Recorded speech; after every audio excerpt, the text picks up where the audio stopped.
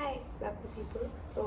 It is chapter 9 that we are going to read right now. Holly arrived in Hogan's pub feeling a lot fresher than the day before, but her reactions were still a little slower than usual. Her hangovers seemed to be getting worse as she got older, and yesterday took the gold medal for the hangovers of all hangovers. She had gone for a long walk along the coast of Malahide to Portmarnock earlier that day, and the crisp, fresh breeze had helped to clear her fuzzy head. She had called in to her parents for Sunday dinner when they presented her with a beautiful Waterford crystal vase for her birthday. It had been a wonderful, relaxing day, and she almost had to drag herself off the comfortable couch to go to to Hogan's. Hogan's was a popular three-story building situated in the center of town, and even on a Sunday, the place was jammed. The first floor was trendy nightclub that played all the latest music from the charts. It was where the young beautiful people went to show off their latest fashions. The ground floor was a traditional Irish pub for the older crowd, usually containing old men perched up on their bar stools, bent over their pints, complaining life. A few nights a week, there was a traditional Irish music band that played all the favorite songs, which was popular with the young and the old. The basement where bands usually played was dark and dingy, and the clientele was purely students. Holly seemed to be the oldest person in there. The bar consisted of a tiny counter in the corner of the long hall and was surrounded by a huge crowd of young students dressed in scruffy jeans and ripped t-shirts, pushing each other violently in order to be served. The bar staff also looked as if they should be in school and were rushing around at 100 miles per hour with sweat dripping from their faces. The basement was stuffy with no ventilation or air conditioning at all, and Holly was finding it difficult to breathe in the smoky air. Practically everyone around her seemed to be smoking, and her eyes were already stinging. She dreaded to think what it might be like in an hour's time. She waved at Declan to let him know she was there, but decided not to make her way over as he was surrounded by a crowd of girls. She didn't want to cramp his style. Holly had missed out on the whole student scene when she was younger. She had decided not to go to college after school and instead begun working as a secretary, moving from job to job every month, ending with the awful job she had left so she could spend some time with Jerry while he was sick.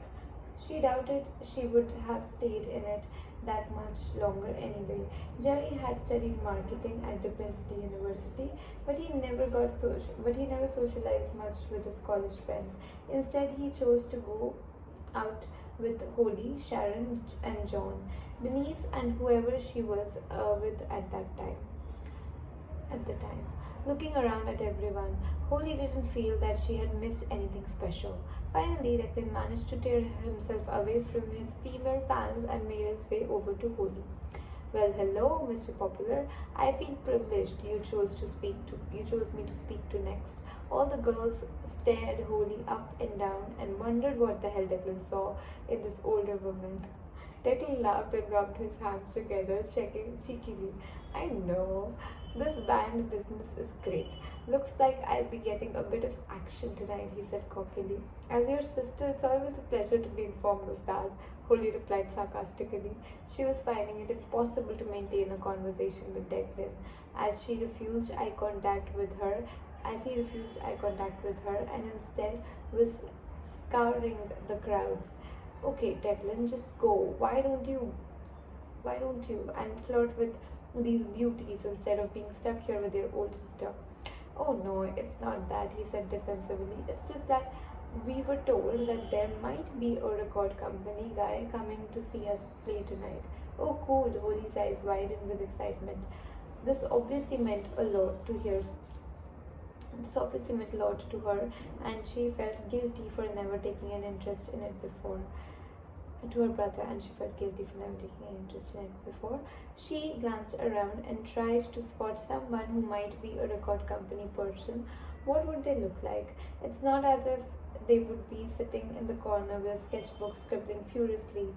Finally, her eyes fell upon a man who seemed much older than the rest of the crowd, more her age. He was dressed in a black leather jacket, black slacks, and a black t-shirt, and stood with his hands on his hips, staring at the stage. Yes, he was definitely a record company guy. He had stubble all around his jaw and looked like he hadn't been to bed for days. He probably smelled bad as well. Or else he was just a weirdo who liked to go to student nights and ogle all the young girls. Also a possibility. Over there, Deco. Holly raised her voice over the music and pointed at the man. Declan looked excited, and his eyes followed to where her finger pointed. His smile faded as he obviously recognized the man. No, it's just Danny, he yelled, and Wolf whistled to grab the guy's attention. Danny twirled. I wish I could whistle at this point, but I can't. Okay, whatever. Danny twirled around, trying to find his collar, nodded his head in recognition, and made his way over. Hey man, Declan said, shaking his hand. Hi Declan, how are you? Said. How are you? Said. The man looked stressed. Yeah, okay, Declan nodded unenthusiastically. Somebody must have told Declan that acting like you don't care was cool. Sound check, go, okay? There were a few problems, but we sorted them out. So, everything's okay? Sure. Good. His face relaxed as he turned to face Holly. Sorry for ignoring you there. I'm Daniel. Nice to meet you. I'm Holly. Oh, sorry, Daniel interrupted. Holly, this is the owner, Daniel. This is my sister. Sister, wow, you look nothing alike. Thank God, Holly mouthed to Daniel. So Declan couldn't see, and he laughed. Hey, Deco, we are on, yelled a blue-haired boy at him. See you two later. And Declan ran off. Good luck, yelled Holly after him. So you're a Hogan, she said, turning to face Daniel. Well, no, actually, I'm a cannoli, he smiled. I just took over the place a few weeks ago. Oh, Holly was surprised. I didn't know they'd sold it. So, are you going to change it to cannolis then? Can't afford all the lettering on the front. It's a bit long. Holly laughed. Well, everyone knows the name Hogan's at this stage. It would probably be stupid to change it. Daniel nodded in agreement. That was the main reason, actually. Suddenly, Jack appeared at the main entrance and Holly waved him over. I'm so sorry I'm late. Did I miss anything? He said, giving her a hug and a kiss. No, he's just about to go on now, Jack. This is Daniel, the owner. Nice to meet you, Daniel said, shaking his hand. Are they any good? Jack asked him, nodding his head in the direction of the stage. To tell you the truth, I've never even heard them play, Daniel said worriedly. That was brave of you, laughed Jack. I hope not too brave, he said, turning to face the front as the boys took the stage. I recognize a few faces here, Jack said, scanning the crowd. Most of them are under 18 as well. A young girl dressed in ripped jeans and a belly top walked slowly by Jack with an unsure smile on her face. She placed a finger over her lip. Jack smiled and nodded back. Holly looked at Jack questioningly. What's that about? So I teach her English. She's only 16 or 17. She's a good girl though. Jack stared after her as she walked by, then added, but she'd better not be late for class tomorrow. Holly watched the girl down a pint with her friends, wishing she had had a teacher at school like Jack. All the students seemed to love him, and it was easy to see why. He was a lovable kind of person. Well, don't tell him they are under 18, Holly said under her breath, nodding in the direction of Daniel. The crowd cheered, and Declan took on his moody persona as he lifted his guitar strap over his shoulder. The music started, and after that, there was no chance of carrying on any kind of conversation. The crowd began to jump up and down, and once too often, Holly's foot was stomped on. Jack just looked at her and laughed, amused at her obvious discomfort. Can I get you to a drink? Daniel yelled, making a drinking motion with his hand. Jack asked for a pint of Budweiser, while Holly settled for a 7-Up. They watched Daniel battle through the mushing crowd and climb behind the bar to fix the drinks. He returned minutes later with their glasses and a stool for Holly. She and Jack turned their attention back to the stage and watched their brother perform. The music really wasn't Holly's type of thing, and it was so loud and noisy it was difficult for her to tell if they were actually any good. It was a far cry from the soothing sounds of her favorite Westlife CD. After four songs, Holly had had enough and gave Jack a hug and a kiss goodbye. Tell Declan I stayed till the end, she yelled. Nice meeting you, Daniel. Thanks for the drink. She screamed and made her way back to civilization and cool, fresh air. Her ears continued to ring all the way home in the car. It was 10 o'clock by the time she got there, only 2 more hours till May, and that meant she could open another envelope. Holly sat at her kitchen table, nervously drumming her fingers on the wood. She gulped back her third cup of coffee and uncrossed her legs. Staying awake for just 2 more hours had proved more difficult than she'd anticipated. She was obviously still tired from overindulging at her party the night before last. She tapped her feet under the table with no particular rhythm and then crossed her legs again. It was 11:30. She had the envelope on the table in front of her, and she could almost see it sticking its tongue out and singing na na na na. She picked it up and ran her hands over it.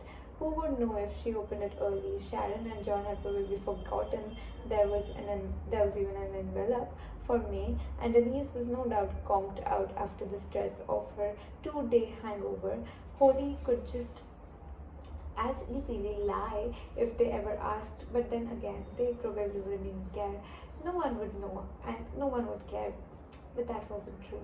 Jerry would know. Each time Holly held the envelopes in her hand, she felt a connection with Jerry. The last 2 times she'd opened them, she'd felt as though Jerry were sitting right beside her and laughing at her reactions. She felt as if they were playing a game together, even though they were in two different worlds. But she would feel him. But she could feel him, and he would know if she cheated. He would know if she disobeyed the rules of their game. And after another cup of coffee, Holly was bouncing off the walls. The small hand of the clock seemed to be auditioning for part in Baywatch with a slow motion run around the dial, but eventually it struck midnight. Once again, she slowly turned the envelope over and treasured every moment of the process. Jerry sat opposite her at the table. Go on, open it. She carefully tore open the seal and ran her fingers along it, knowing the last thing that touched this was Jerry's tongue. She slipped the card out of its pouch and opened it. Go on, Disco Diva. Face your fear of karaoke at Club Diva this month. And you never know, you might be rewarded. P.S. I love you. She felt Jerry watching her, and the corners of her lips lifted into a smile. She began to laugh, repeating, No way! Whenever she caught her breath, finally she calmed down and announced to the room, Jerry, you bastard! There is absolutely no way I'm going through with this. Jerry laughed louder. This is not funny. You know how I feel about karaoke, and I refuse to do it. No, no way, not doing it. You have to do it, laughed Jerry. I do not have to do this. Do it for me. I am not doing it for you, for me, or for the world. Please. I hate karaoke. Do it for me, he repeated. The sound of the phone caused Holly to jump in her seat. It was Sharon. Okay, it's 12:05. What did it say? John and I are dying to know. Oh God, and she thought they would never remember. I mean, they're their best friends. That's why I love the friendships in this book. Yeah. What makes you think I opened it? Ha, Sharon snorted. 20 years of friendship qualifies me as an expert. Now come on, tell us what it says. I'm not doing it, Holly stated bluntly. What? You're not telling us? No, I'm not doing what he wants me to do. Why? What is it? Oh, just Jerry's pathetic attempt at being humorous, she snapped at the ceiling. I'm intrigued now, Sharon said. Tell us. Holly spilled the beans. What is it? John was on the downstairs phone. Okay, Jerry wants me to sing the karaoke, she rushed out. Huh? Holly, we didn't understand a word you said, Sharon gave out. No, I did, interrupted John. I think I heard something about karaoke, am I right? Yes, Holly replied. And do you have to sing? Inquired Sharon. Yes, sir, she replied slowly. Maybe if she didn't say it, it wouldn't have to happen. The others burst out laughing, so loud Holly had to remove the phone from her ear. phone me back when the two of you shut up, she said angrily, hanging up. A few minutes later, they called back. Yes, she heard Sharon's nod down the phone, relapsed into a fit of the giggles, and then the line went dead. 10 minutes later, she phoned back. Yes, okay. Sharon had an overly serious, let's get down to business tone in her voice. I'm sorry about that. I'm fine now. Don't look at me, John, she said away. She from the phone. I'm sorry, Holly, but I just kept thinking about the last time you. Yeah, Holly interrupted. You don't need to bring it back up. It was the most embarrassing day of my life, so I just happened to remember it. That's why I'm not doing it. Oh, Holly, you can't let a stupid thing like that put you off. Well, if that wouldn't put a person off, then they're clinically insane. Holly, it was only a little fall. Yes, thank you. I remember it just fine. Anyway, I can't even sing, Sharon. I think I established that fact marvelously the last time. Sharon was very quiet. Sharon, more silence. Sharon, you still there? Sharon, there was no answer. Sharon, are you laughing? Holly gave out. Holly heard a little squeak and the line went dead. What wonderfully supportive friends I have, she muttered under her breath. Oh, Jerry, she yelled. I thought you were supposed to be helping me out, not turning me into a nervous wreck. She got very little sleep that night. Okay. That was an amazing chapter, and there are more like funnier chapters coming in, I know. So, yeah, I'll see you for that.